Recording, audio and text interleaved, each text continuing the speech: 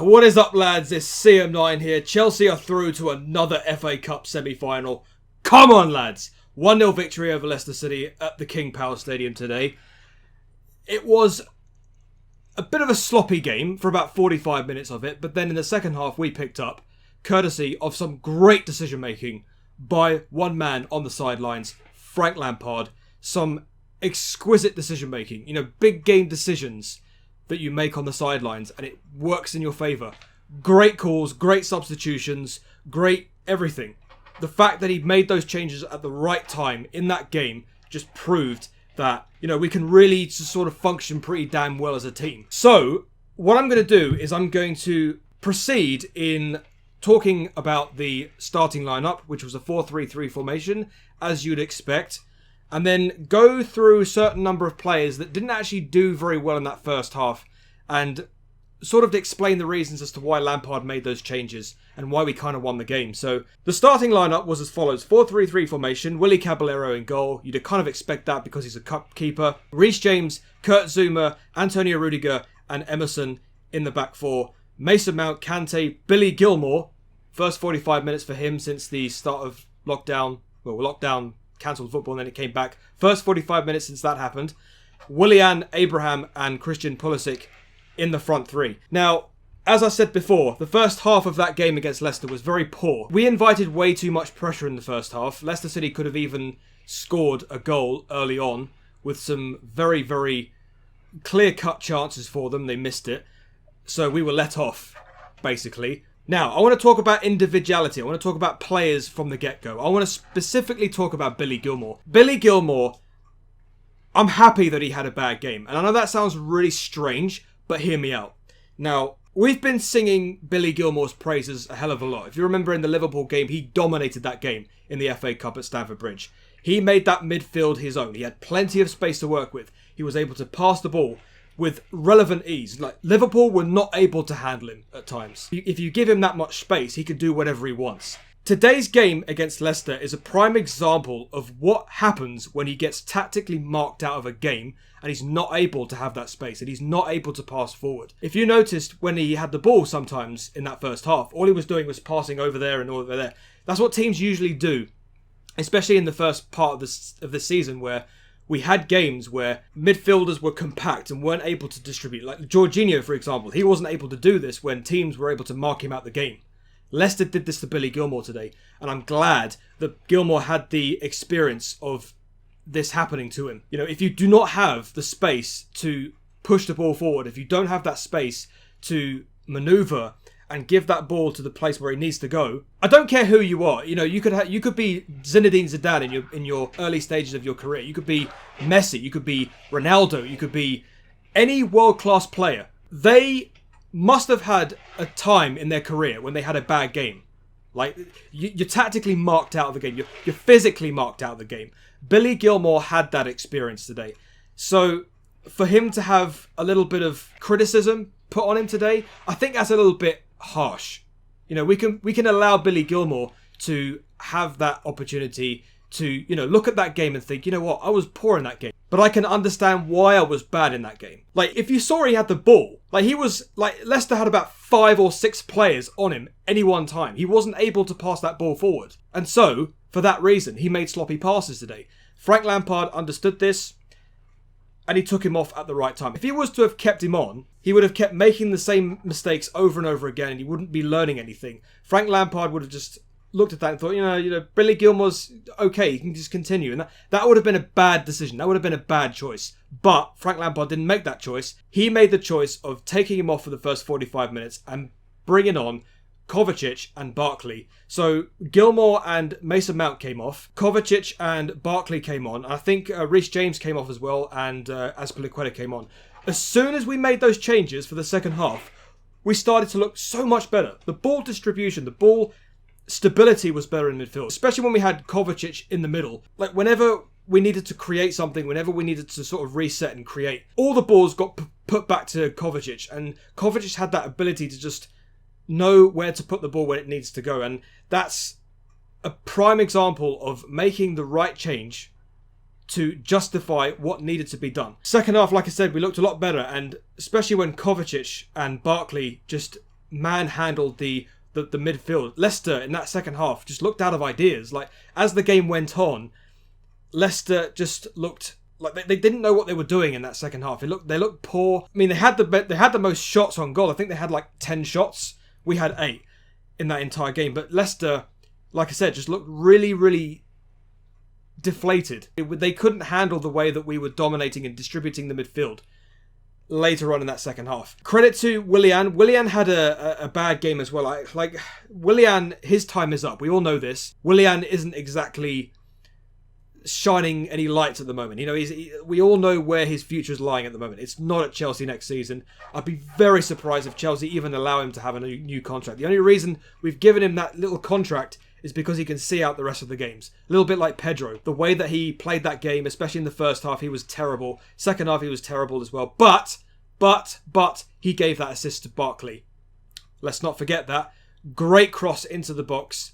Barkley at the right time, shoots it low into the bottom corner. Great finish. Great awareness. Great knowing of where the ball's going to go into that penalty box. And just easy as you like, finish. Perfect placement for Ross Barkley. So that was a fantastic finish. The final 10 minutes of that, I would have expected us to get maybe one goal to kill it off. One goal to kill it off. But, you know, you can't have everything. It was all about just holding on, I guess, you know, to that 1-0 lead to try and just see the game out. Leicester, again, I think we just allowed Leicester City to get back into the game momentarily, you know, what usually happens when you're 1-0 up and Leicester look like they think they've got an opportunity to make it, like, get an equaliser late on to force extra time. We kind of allowed them to have that, and, you know, Leicester suddenly started to look a little bit more aware of what was going on and decided to make necessary changes later on. I think they brought on guys like Mark Albrighton and Chowdhury in the middle to sort of like give them that extra creativity. But it was just way too late for them because, like, defense-wise, we look great defense-wise. Rudiger and Zuma were a little bit shaky to start off with in the first half. But in the second half, they were much better defensively. They were kind of I wouldn't say they were rock solid, but they did their job properly. I'm not going to say that they had a fantastic game, but I would say Kurt Zuma especially, I'm going to need to pinpoint him having a very solid game in defence. He did what was required of him today. Maybe some people might disagree with me. They may have picked something out of his game that they didn't really like. But I honestly think that Kurt Zuma, especially, he had an okay game. And especially with Antonio Rudiger next to him. When you look at those two side by side, they look very solid. As Piliqueta as well. Very, very solid in defence. You'd expect, I mean, especially when you're trying to hold out a 1-0 lead. You know, Lampard looks at that and think, you know, I expect you to, you know, especially in the last 10 minutes, to do your job properly and defend. That's what they did. And credit to them for that. But today, it was a sloppy game to start off with. First 45 minutes were reasonably poor. Especially Billy Gilmour. Billy Gilmour had a bad game, but we can accept that because we have to allow Billy Gilmour to realise these mistakes. Because if you don't make those mistakes, then how are you going to develop as a player, right? So Billy Gilmour, we can accept that he had a bad game today. If anybody is criticising Billy Gilmour and is slating him tremendously, give your head a wobble. Billy Gilmour today, we can accept that what he did was under par, below par, not very good. But in order for you to improve as a player, in order for you to understand this is what happens when you get tactically marked out of a game, when you get physically marked out of a game, when you don't have that freedom in the middle to pass the ball forward, you know, you have to experience things like this. You can't just have every single game come your way and expect you to have a fantastic game. You know, you're going to be able to pass the ball out there, you're going to pass... Because at the end of the day, if teams are savvy enough, there are clubs out there that can pinpoint a player and can understand how well he plays his game. That team is going to want to be able to stop him from doing that. And they're going to want him to not do as well. And if you have the right players in that right sense, you put those players on him to stop him from passing the ball the way that he likes to do. That's what a player has to understand and experience. And you know, he's a young player. He's 18 years old. He's at the early stages of his career. He has to understand as a player that you're going to have games like this. Simple as that. And the fact that he didn't play to his potential the fact that he didn't play the way that he wanted to play today, we can understand why that is. So, Billy Gilmour, you know, not a good game, but, you know, they're going to be much better games for him to come. So, you can understand that. So, overall, sloppy game. First 45 minutes, we can understand that.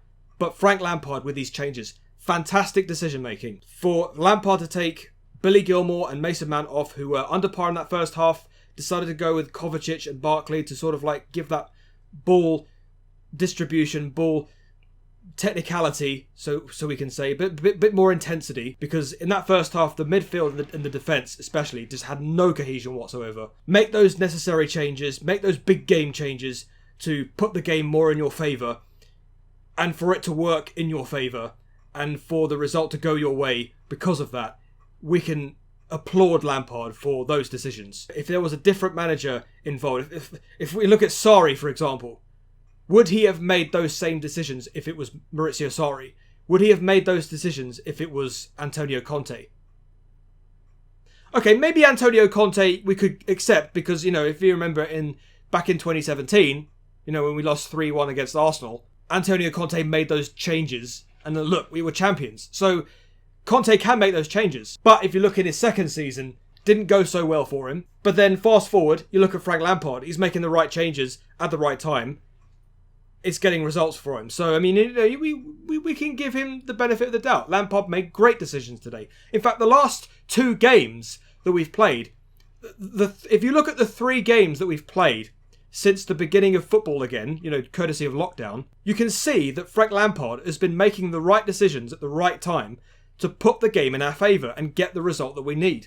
It speaks a lot of volumes, the way that we play our game and the way that we are able to understand how to pass the ball better and how to push the ball out better. It just tells you, doesn't it? It just shows you that, you know, we've got those options available if things go wrong or if things aren't going our way. But great decisions from Lampard today. Great substitutions, perfect timing, got the result. Big thumbs up to Frank Lampard. Making these big game decisions. And I like it. I love it. I love it. And we get the results. Fantastic. Let me know what you guys think in the comment section down below. Check out all of my social media links in the description box down below. And yeah, great result for us. We are through to another semi-final of an FA Cup. Next game is against West Ham, I think. Is it against West Ham? Wednesday against West Ham United. So yeah, we can look forward to that game. Hopefully Frank Lampard will get one over another former club. And yeah, so until the next video, ladies and gentlemen, I shall see you later. Peace.